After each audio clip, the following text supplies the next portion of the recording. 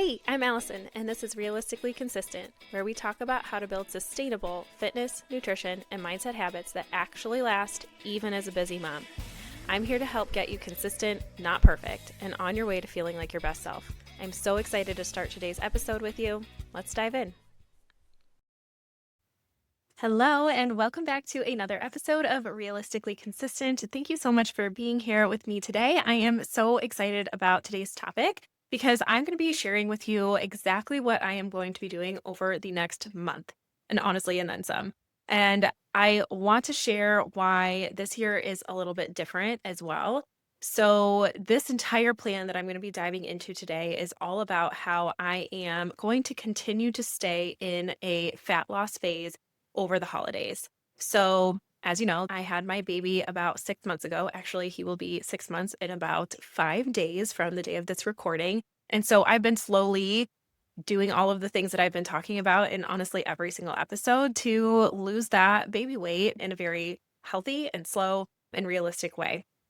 Now, there's that piece to it. I don't want to lose the progress that I've already gained over the holidays. And not only that, I am taking my husband on a 40th birthday trip at the end of January. So I want to also be feeling my best for that too. So again, a couple different motivators here for why I want to still be really tuned into my fat loss over the next couple of months. It is not always like this. However, if you have been working towards some goals of fat loss or weight loss yourself over the past few months and you either don't want to lose them or you want to keep working towards that, I want you to know that it is still very realistic for you to continue working towards those goals, continue to lose weight, to burn fat over the holidays, and still enjoy yourself. So if that is you, you are still working towards goals, this is going to be such a great episode for you. If, however, you are just looking to maintain and just not come out of the holidays feeling like you put on additional weight from it, this is going to be a great episode for you as well. Because if we're being really honest, the line between maintenance and weight loss really isn't all that thick, I guess you could say. There really isn't a huge difference between the two because if you are maintaining, you still have to be really conscious and intentional with the movement that you're doing and the foods that you're eating and all of those things. But when you are in a fat loss or weight loss phase, you're just a little bit more intentional and have a little bit more specific of a plan. So either way, I think this is going to be a great episode for you. I am really excited to get into it. Now, with that, I also want to be able to give you some tips for how to deal with the holiday mindset that can come up and the holiday temptations that can come up. Because if we're being honest, like the temptations is what really messes with our mindset because there's stuff everywhere, right? This is the time where everyone is baking all the time and we just want comfort food and heavy meals and people are hosting parties. It seems like every weekend, multiple times a week, all month long. And so it almost feels defeating when you think about going into this month and just thinking about all of the events coming up, or you really want to enjoy these things that only come around once a year. And that's great. We can still enjoy all of those things. It can be so common for people to want to just throw in the towel and say, you know what? I know myself. I'm not going to be able to pass on all of these things. I can't give up sugar. I can't give up alcohol. I can't give up these things for this month. So just forget it. I'll just start fresh in January. It's so, so common. And I'm not going to lie, when I think about all of the things that I want to have, I'm not even going to name them here because honestly, I feel like once I start talking about them, I start craving them immediately. So I don't want to do that to you. But when I think about all of the things that come around once a year that I want to go indulge on, it's so tempting for me to just want to lose focus too and be like, you know what? Whatever happens, happens. Let's just see what happens in January, see how we feel in January. As much as I want to do that, I know that if I let myself do that, I will be beating myself up come January. So that is why I still plan to enjoy every single one of those things that I'm thinking about right now. I still plan to enjoy myself at every single holiday gathering, party, little movie night sesh that I have with my kids, with hot chocolate, whatever. I'm going to enjoy it all but I'm still going to stay focused. And I know that I'm still going to be successful in my fat loss with this plan. So we can still have both. So I want to go and walk you through that step by step plan. So when we really break this down, if we're thinking about, say, the next 28 days that takes us through New Year's, if we're being really generous and say that there's, say, 8 events over that next month that we want to go to and really indulge ourselves in, that's 8 days out of 28. That's only 20% of your entire month. So that is such a small percentage, and it's honestly even smaller because that's only one moment of your entire day. You still have so many opportunities in that same day of the event to still make really good choices for yourself. So let's just call this, enjoying yourself would be 10 to 15% of your entire month. So if you're still kind of on the fence of like, should I throw in the towel or not? Think about it in terms of you have 75 to 80% of your entire month to still make really good choices for yourself, to still stay focused in some way, shape, or form. And then again, still go enjoy yourself in all of those events. With that being said, I also don't want to like totally sugarcoat it here. It can be hard. That's why there are still so many people out there that want to throw in the towel because there are still so many temptations throughout every single day. And it does take commitment. It does take focus. It does take a little bit of effort on your part. Some might say even a lot of bit of effort, depending on how far you want to go and how busy you are. Because, too, how my life is now is very different maybe from how somebody else with older children's looks now. We don't have as many of kid events that are going on as somebody else does. So I also always say this with that, like, take this in your own perspective because you have to make this fit into your own life. So when I'm going to walk you through my own step-by-step plan, just know that this is what is fitting into my life the best. You have to figure out how to make this fit into your own life as well. So right after this episode, even during this episode, as you're hearing me walk through step by step, I really encourage you to start writing things down. Honestly, writing it down is going to be one of the most powerful ways that you can lock this plan in for yourself. I write down my plan every time a season is changing, my routines have to shift.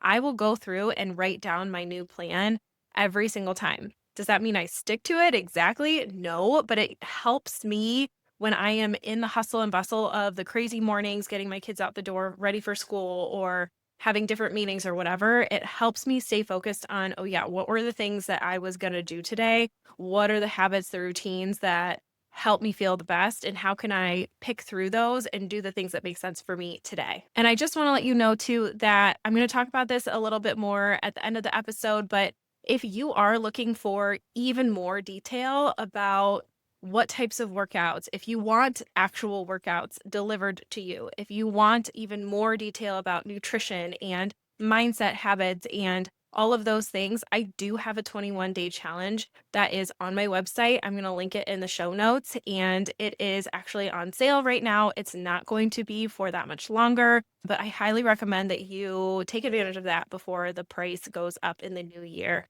because you can go back to that as many times as you need. Once you purchase it, it is yours forever. And I still have people that say they go back and do those workouts all the time. So, like I said, I will talk about that a little bit more. But if you feel like you need more, even after this podcast, that's there for you too. So, laying out our step by step plan, step number one is going to be to make a meal plan. Now, when I say meal plan, I don't mean that I'm going to be a crazy meal prepper. I mean, I am going to make sure that I am hitting, for me, it's 120 grams of protein per day with a focus on making sure that there's a good amount of fiber in there.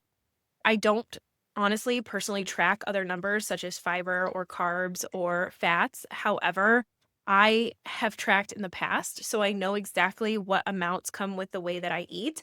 And I keep it simple. I keep it boring, some might say, and I eat very similarly every single day because, again, I know that that gets me to my goals. So, all of those things are definitely important.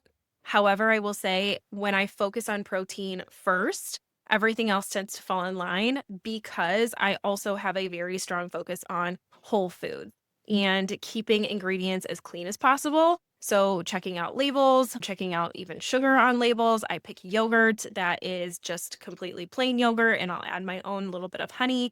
I'm trying to keep out all of the extra additives. So, this is again all additional information that you can find if you go to that 21-day challenge. But because I have a very whole food focus and make sure I get fruits and veggies and all of those things in my day as well, I know that I'm also hitting my fiber, complex carb, and healthy fat goals as well. So for me, what that looks like is I will usually start my day with a workout and I'll have water with electrolytes for that. I personally don't eat before my workout, but it can help some people. So play around with it. Do you like eating a tiny, small, like half a banana, half a protein bar, something along those lines before it works out? It can help you get more energy and have a more successful workout if you're doing it first thing in the morning. Personally, I feel strong and great in the mornings without it, so I just drink my water. And then as soon as my workout is over, I will go have a single egg with about a quarter cup of egg whites, a slice of thin Dave's whole wheat toast, and then 2 links of turkey sausage. And then about a couple hours later, I will have my protein coffee and a protein bar. And then a few hours after that, I will have a yogurt bowl. So that's where I have the plain yogurt, a little bit of honey, fresh fruit, granola, and sometimes I'll put a little bit of almond butter in there as well.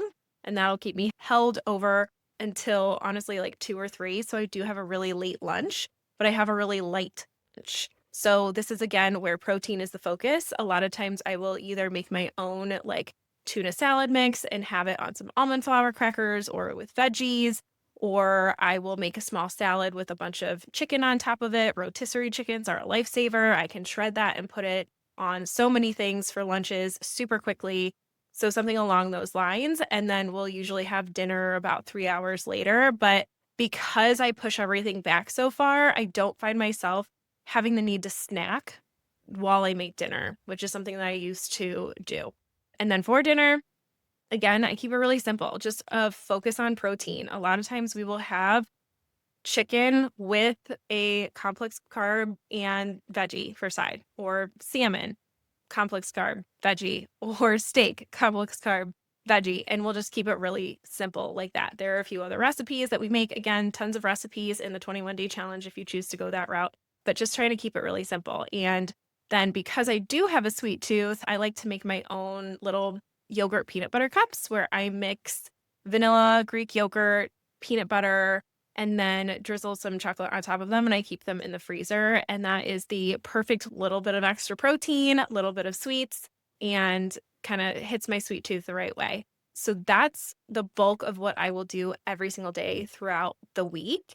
Now, again, holiday events, parties, weekends can get a little bit different.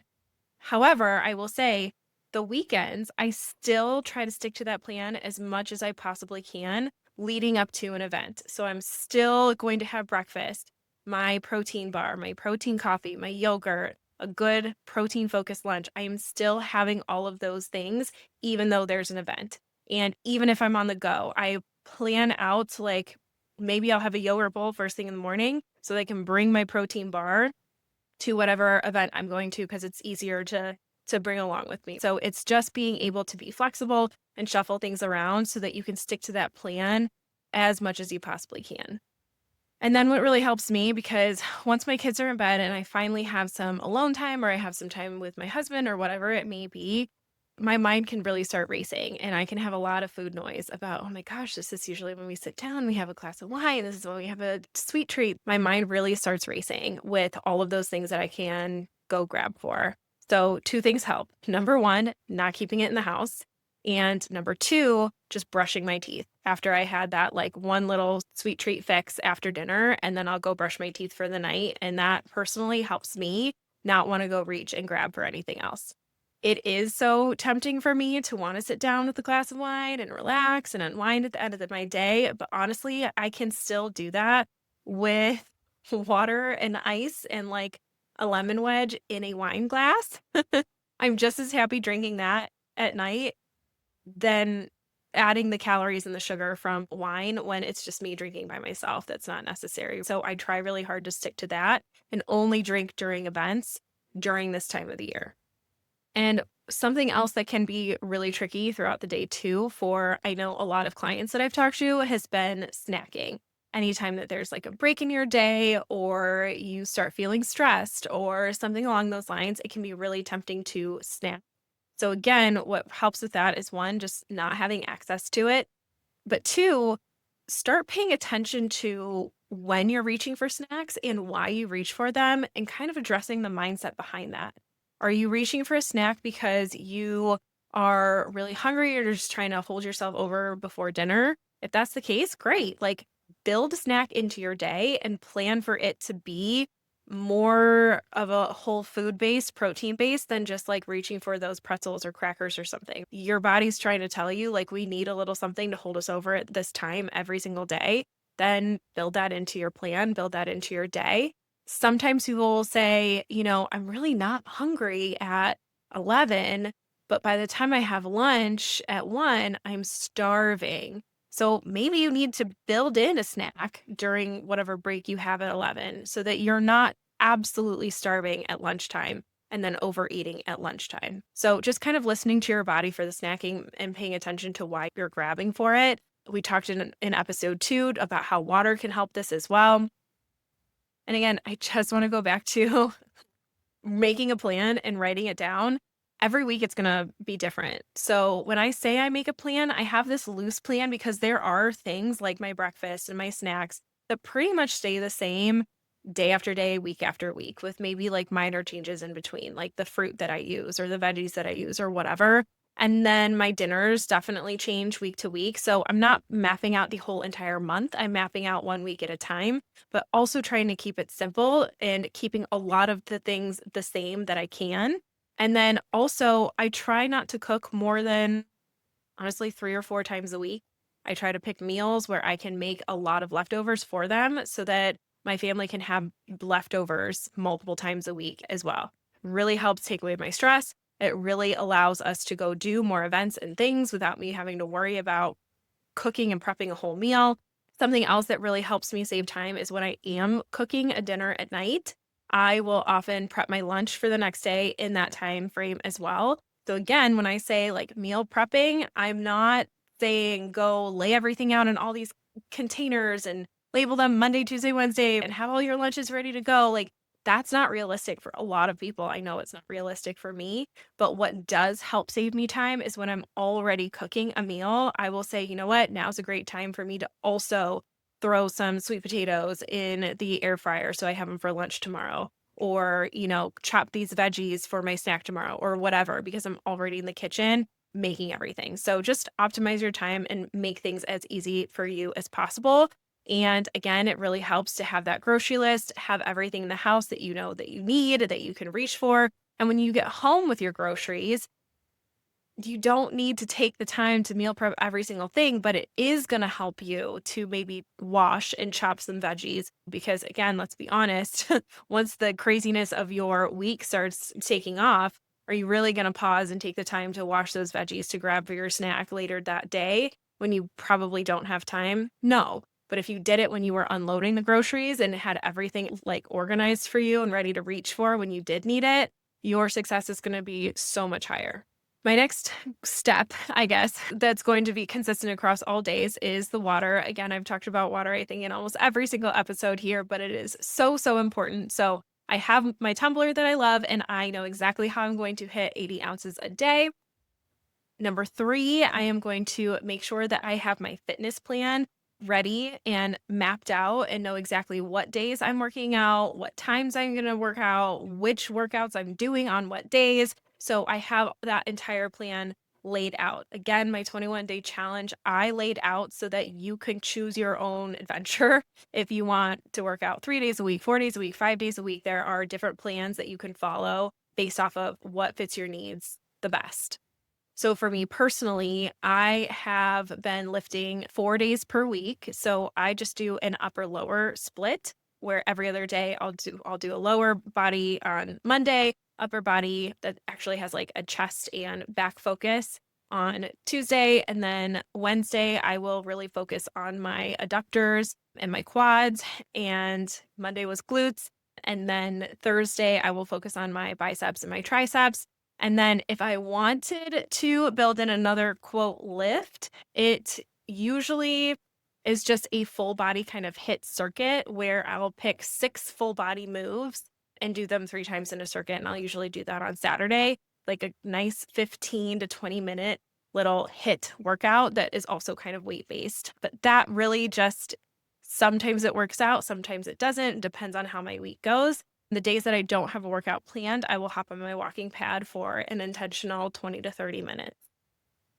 As for timing, I have decided to commit to 6 a.m. wake up times. It's been really tough lately with my baby's sleep, like slowly regressing and getting worse by the month. I don't even understand what's happening here because we hit a pretty good stride in month like 3, and all of a sudden he has slowly gotten worse and worse and worse. And now he's up like every 2 hours, and I am trying everything. I am like doing the nap training, like all of the whatever. I digress, but it is rough, but I am still making myself get up because honestly, I do feel better when I get myself up and work out versus when I don't. It gives me more energy. So I'm committing to dragging myself out of bed by 6 a.m. every day, getting this workout in. Not always easy. Sometimes I'm 10 minutes behind, but we get it done. I am also committing to hitting between 8 and 10,000 steps per day. Again, I talked about steps in episode 2 and the importance of this and how big of a difference that additional movement makes in your day. So I am committing to getting between those steps.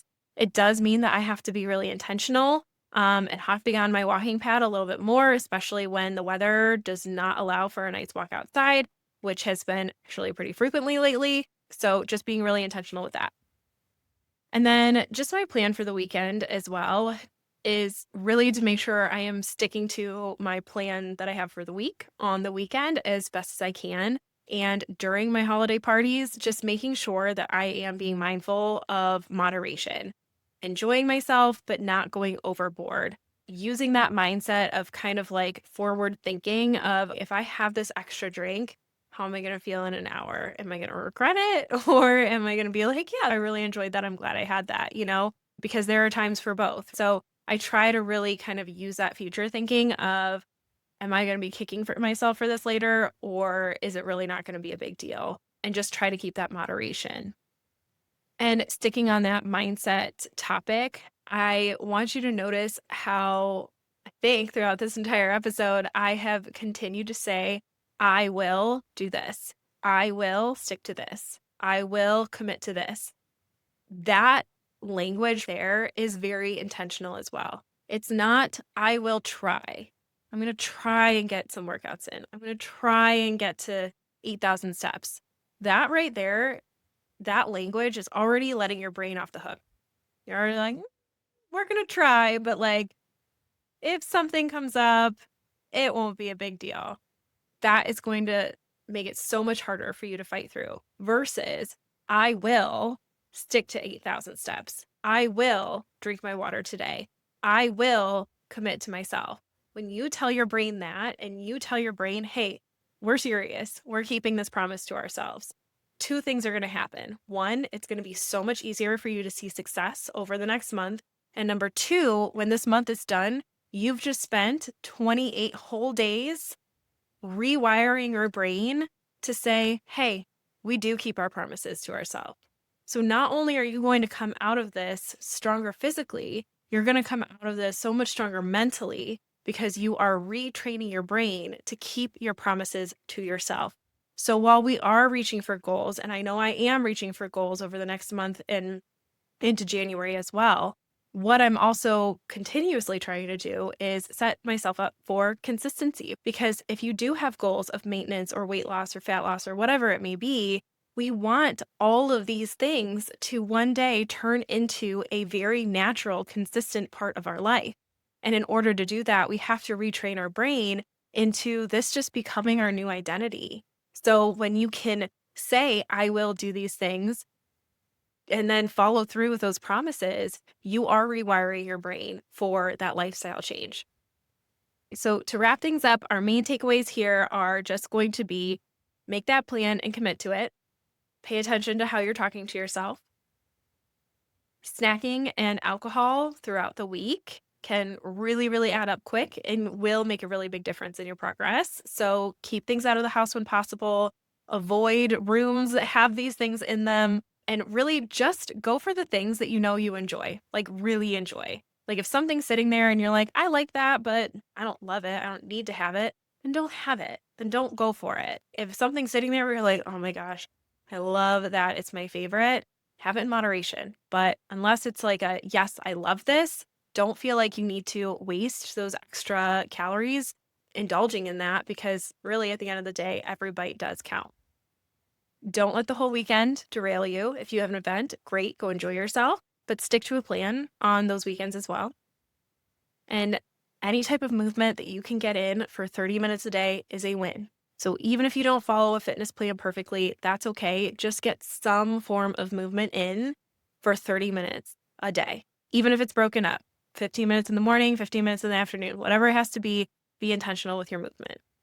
And then once again, if you are looking for that concrete plan, more guidance, the workouts delivered to you, a checklist of those habits, everything laid out for you with training videos and email reminders and everything, that 21-day challenge is going to be so, so beneficial to you during this time to stay on track and then to go back to as many times as you need to as well. So I'm going to link that in the show notes, but you can always go to AllisonHaleyFitness.com and look for 21 days to realistic consistency. And then, as always, if this episode helped you and you know of another mom that would really benefit from this as well, I encourage you to share this episode with them. I also really encourage you to give this a follow and leave a review because it is really going to help me be able to keep this show running and continue to share all of my experience and knowledge with you. Thank you so much for joining me for another episode. I will see you next time. Bye. Thank you so much for listening to Realistically Consistent. If today's episode helped you, please hit subscribe and leave a quick rating as it helps more moms find the show. You can visit AllisonHaleyFitness.com for more tools, tips, and ways to stay connected. And just as a quick reminder, I'm here to share general information and encouragement, but this podcast isn't meant to replace professional medical or health advice. Everyone's circumstances are different, so be sure to check in with your trusted healthcare provider before making any big changes.